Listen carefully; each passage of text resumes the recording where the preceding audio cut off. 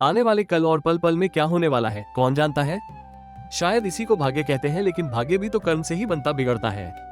शायद नीला के पति को पिछले जन्म के कर्म भोगने बाकी रह गए होंगे, जो उसकी दोस्ती बुरे लोगों से हो गई। और संगत दोस्ती का नतीजा तो सभी जानते ही है।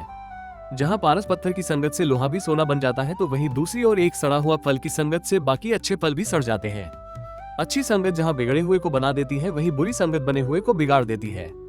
जल्दी से जल्दी अमीर बनने के लालच में नीला के पति ने रेस, शेयर मार्केट और जुए, सट्टा जैसे कि आईपीएल में रुपया लगाना शुरू कर दिया और हारने लगा। इसी तरह धीरे धीरे वो अपना सब कुछ हार गया और गम में शराब भी पीने लगा। उसने शराब के लिए अपनी बचत की हुई राशि और पत्नी के गहने सब कुछ बेच डाला। अब उसकी हालत एक भिखारी की तरह हो गई थी। शायद विधाता को यही मंजूर था और उसके लिखे को कौन टाल सकता है। सब दिन जाते न एक समान, ये कहावत नीला के ऊपर बिल्कुल खरी उतरती थी। कहाँ तो एक समय ऐसा था कि पति पत्नी दोनों बड़े सुख चैन से रहते थे और प्रभु का भजन करते थे। कहाँ अब घर में दरिद्रता और भुखमरी का राज्य था और 2 वक्त का भोजन भी ढंग से नसीब नहीं होता था। यूं तो बड़ा नगर था, लेकिन अब पुराने जमाने जैसी बात कहाँ थी, जब लोग आपस में मिलजुल कर रहते थे और वक्त जरूरत एक दूसरे के काम आते थे। लेकिन अब किसी को भी किसी की परवाह नहीं है, सब अपने में ही मस्त है। किसी भी पास पड़ोसी ने तो नीला को ही सांत्वना धैर्य देने का प्रयास किया और न ही उसके पति को समझाने का प्रयास किया। शायद ये समय नीला की परीक्षा का था। पति का प्रेम पाने वाली नीला आज अपने पति की गालियों और मार खा रही थी। यूं तो वो अपने पति के बर्ताव से बहुत दुखी थी, लेकिन वो एक गुणशील एवं संस्कारी स्त्री थी, इसलिए अपने पति की सेवा में लगी रहती और उसकी मार खाते हुए भी उसकी सुख शांति करती रहती। जब कोई परेशानी आती है तो बच्चों को सबसे पहले अपनी माँ की ही याद आती है, और माँ का स्वभाव भी ऐसा कोमल होता है कि अगर बालक उसकी ओर एक कदम बढ़ाता है तो वह स्वयं 4 कदम बढ़ाकर बालक को गोद में ले लेती है। यही तो नीला माँ लक्ष्मी की भक्त थी ही, लेकिन इस संकट के समय में वो दिन भर माँ का नाम रटने लगी। एक दिन अचानक दोपहर में नीला के द्वार पर किसी ने दस्तक दी। नीला सोच में पड़ गई कि मुझ जैसे निर्धन के घर इस समय कौन आ सकता है। फिर भी आए हुए अतिथि का सत्कार तो करना ही चाहिए। ऐसे संस्कारों वाली नीला ने जाकर द्वार खोला। देखा तो सामने एक प्रौढ़ अवस्था की मांझी खड़ी थी, लेकिन उनके चेहरे पर अलौकिक और दिव्य तेज निखर रहा था, मानो कि उनके भयाव चेहरे से करुणा और प्रेम की धारा ही बह रही हो। उनकी आंखों से मानो अमृत ही झलक रहा था। उनके देखने मात्र से ही नीला के मन में अद्भुत शांति छा गई और उसका रोम रोम आनंद से भर गया। यूं तो नीला मांझी को पहचानती नहीं थी, फिर भी उनके दिव्य तेज से वशीभूत होकर उन्हें आदर सहित घर के अंदर ले आए। घर में अतिथि को बिठाने के लिए कुछ भी योग्य आसन नहीं था, अतः नीला ने सकुचाते हुए मांझी को एक फटी हुई चादर पर बिठाया। मांझी ने मधुर वाणी में पूछा, क्यों नीला, मुझे पहचाना नहीं? नीला ने सकुचाते हुए कहा, माँ, आपको देखने मात्र से ही मेरा रोम रोम आनंदित हो रहा है और बहुत ही शांति का अनुभव हो रहा है। मांझी ने कहा, बेटी मुझे बता कि तुझे क्या परेशानी है। अपना दुख मुझे बता, इससे तेरा मन भी हल्का हो जाएगा, क्योंकि दुख बांटने से आधे और सुख बांटने से दुगने हो जाते हैं। हो सकता तेरे दुख दूर करने का मैं कोई उपाय बता सकूंगी। मांझी की वाणी सुनकर नीला को सांत्वना मिली। उसने अपनी धोती के आंचल से अपने आंसू पोंछते हुए कहा, माँ, कुछ समय पहले तक मेरी गृहस्थी सुखपूर्वक चल रही थी और चारों ओर खुशियां ही खुशियां दिखाई पड़ती थी। मेरे पति मुनीश्वर भी ठीक ठाक थे और हम दोनों ईश्वर की कृपा से आर्थिक स्थिति की भक्ति में लीन रहते थे। अचानक जाने क्या हुआ कि हमारा भाग्य हमसे रूठ गया। मेरे पति की दोस्ती बुरे लोगों के साथ हो गई, जिसके कारण उन्हें जुए शराब की लत लग गई और इन कामों में उन्होंने अपना सब कुछ गंवा दिया और आज हमारी हालत भिखारियों जैसी हो गई है। नीला की बातें सुनकर मांझी ने कहा, बेटी, कर्म प्रधान विश्व करी राखा, यानी इस संसार में कर्म ही प्रधान है और कर्म के अनुसार ही मीठे कड़वे फल चखने को मिलते हैं। अनजाने में तुझसे या तेरे पति से कोई ऐसा कर्म हुआ होगा जिसका ग्रह दोष तुझको मिला हो, लेकिन अब तो अपने कभी का कर्म भुगत चुकी है। अब तेरे दुख के दिन गए और सुख के दिन आ गए हैं। समझ ले, तू तो माँ लक्ष्मी की परम भक्त है और माँ लक्ष्मी जी तो प्रेम और करुणा की साक्षात अवतार है। वे अपने भक्तों पर अकारण और अनायास ही दया करने वाली है, इसलिए तो उनके प्रसन्न करने के लिए व्रत कर। इस व्रत से माँ लक्ष्मी जी शीघ्र ही प्रसन्न होकर तेरे सारे कष्ट दूर करेगी। मांझी के इन शब्दों को सुनकर नीला की आंखों में चमक आ गई। उसने पूछा, माँ, लक्ष्मी जी का व्रत कैसे किया जाता है और उसकी विधि किस प्रकार है? मुझे समझाइए, मैं यह व्रत अवश्य ही करूंगी।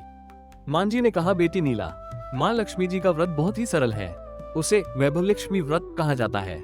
इस व्रत को करने से सभी प्रकार की मनोकामनाएं पूर्ण होती है और धन धान्य, सुख संपत्ति और यश की प्राप्ति होती है। लेकिन बेटी, ये तो वैभव लक्ष्मी व्रत सीधा सादा व्रत है, लेकिन कई लोग इसे गलत तरीके से करते हैं, इसलिए उन्हें इसका कोई फल नहीं मिलता है। कई लोग कहते हैं कि सोने के गहनों की कुमकुम हल्दी से पूजा की और व्रत पूरा हो गया, परंतु ऐसा नहीं है। कोई भी व्रत शास्त्रीय विधि से ही करना चाहिए, तभी उसका फल मिलता है। अगर केवल सोने के गहनों की पूजा करने से ही इस व्रत का फल मिल जाता तो आज सभी लक्षपति बन गए होते। असल में इस व्रत में सोने के गहनों का पूजन शास्त्रीय विधि के अनुसार ही करना चाहिए, तभी यह व्रत फल देता है। नीला बोली, तो माँ, मुझे भी इस व्रत को करने की शास्त्रीय विधि बताइए, जिसके अनुसार मैं भी यह व्रत रख सकूं। मां जी बोली, अवश्य बेटी, ध्यानपूर्वक सुनो। वैभव लक्ष्मी व्रत शुक्रवार के दिन किया जाता है। इस दिन सुबह ही नहा धोकर साफ कपड़े पहनो और सारे दिन जय मां लक्ष्मी का मन ही मन रटन करते रहो। इस दिन न तो किसी की चुगली करनी चाहिए और न ही किसी को अपशब्द कहना चाहिए। आखिरी शुक्रवार को प्रसाद के लिए खीर बनानी चाहिए। पूजन जिस प्रकार हर शुक्रवार को करते हैं वैसे ही करना चाहिए।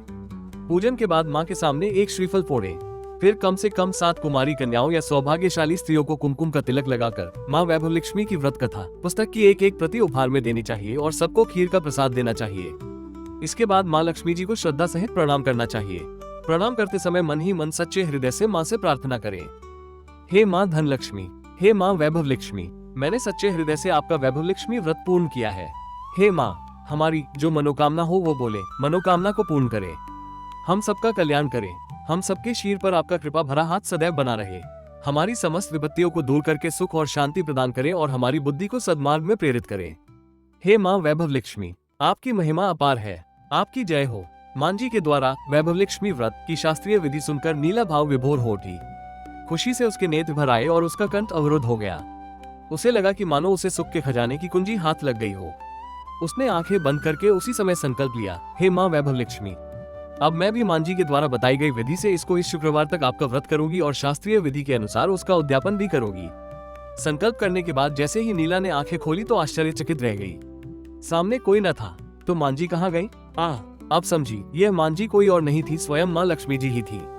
नीला लक्ष्मी जी की ही भक्त थी, इसलिए अपने भक्त को रास्ता दिखाने के लिए मां स्वयं चलकर आई थी। अहोभाग्य मेरे, जो मैंने साक्षात अपनी आराध्य के दर्शन पा लिए। ओह, मैं कितनी भाग्यशाली हूँ जो मैंने माँ की मधुर वाणी सुनी। ऐसा सोच सोचकर नीला की आंखों से भक्ति और श्रद्धा के प्रेमाश्रु झरझर बहने लगे। संयोग से अगले ही दिन शुक्रवार था। सवेरे ही नीला ने स्नान करके साफ कपड़े पहने और पूरी श्रद्धा से जय मां लक्ष्मी का मन ही मन जाप करने लगी। पूरा दिन किसी से चुगली नहीं की। शाम होने पर मुंह और हाथ पांव धोकर वो पूर्व दिशा की ओर मुंह करके बैठ गई। मां जी के कहे अनुसार सारी तैयारी उसने पहले से ही कर ली थी। पहले घर में सोने के बहुत गहने थे, लेकिन जब से पति गलत रास्ते पर चला था उसने सारे गहने बेच डाले थे। केवल हाथ की उंगली में सोने की छोटी सी अंगूठी बची रह गई थी। नीला ने उसको धोकर कलश के ऊपर रखी कटोरी में रखा। फिर मां जी के कहे अनुसार ही शास्त्रों विधि से स्तवन और पूजन आदि किया। मीठे के नाम पर घर में थोड़ी सी शक्कर थी। नीला ने उसी को प्रसाद के रूप में रखकर वैभव लक्ष्मी व्रत किया। सबसे पहले उसने ये प्रसाद अपने पति को खिलाया। प्रसाद के खाते ही पति के स्वभाव में परिवर्तन आ गया। उस दिन उसने नीला को मारा भी नहीं।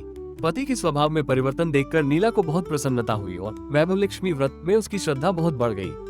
नीला ने पूरी भक्ति भावना के साथ 31 शुक्रवार तक वैभव लक्ष्मी व्रत किया। अंतिम यानी 31वें शुक्रवार को मां जी द्वारा बताई गई विधि के अनुसार उद्यापन किया और 7 सौभाग्यशाली स्त्रियों को मां वैभव लक्ष्मी की व्रत कथा की 7 पुस्तकें कुमकुम का तिलक लगाकर उपहार में दी। अंत में उसने मां के धनलक्ष्मी स्वरूप की छवि को वंदन करते हुए पूर्ण भक्ति भाव से मन ही मन कहा, हे मां लक्ष्मी, मैंने आपका वैभव लक्ष्मी व्रत करने की मन्नत मांगी थी, वो व्रत आज पूर्ण किया है। हे मां, मेरी विपत्तियों और संकटों को दूर करो, हम सबका कल्याण करो और हमारे सिर के ऊपर आपका कृपा भरा हाथ सदैव बना रहे। जो भी आपका ये चमत्कारी वैभव लक्ष्मी व्रत करे उसकी सब विपत्तियों को दूर करे और उसके घर में सुख समृद्धि का साम्राज्य बना रहे। हे माँ, आपकी महिमा अपरंपार है। हे माँ वैभव लक्ष्मी, आपको जय हो। इस प्रकार नीला ने शास्त्रों विधि से वैभव लक्ष्मी व्रत किया और उसे इसका फल तुरंत ही मिला। उसका पति गलत रास्ता और बुरे दोस्तों की संगत छोड़कर फिर से सद्मार्ग पर वापस आ गया। वो फिर से कड़ी मेहनत करके अपना काम काज करने लगा। मेहनत और वैभव लक्ष्मी व्रत के सम्मिलित प्रभाव से उसको ज्यादा मुनाफा होने लगा। धीरे धीरे उसने नीला के लिए सोने के नए गहने बनवा दिए। उनका घर फिर से धन धान्य और संपत्ति से पूर्ण हो गया और घर में पहले की ही तरह सुख शांति छा गई। वैभव लक्ष्मी व्रत का प्रभाव देखकर नीला के मोहल्ले की और उसकी जानकार स्त्रियां भी शास्त्रों विधि से वैभव लक्ष्मी व्रत करने लगी। हे माँ धन लक्ष्मी, हे माँ वैभव लक्ष्मी, जिस प्रकार आप नीला पर प्रसन्न हुई और उसे सुख शांति प्रदान की, उसी प्रकार आपका व्रत करने वाले समस्त जनों पर प्रसन्न हो और सबको सुख शांति और समृद्धि देना। जय माँ धन लक्ष्मी, जय माँ।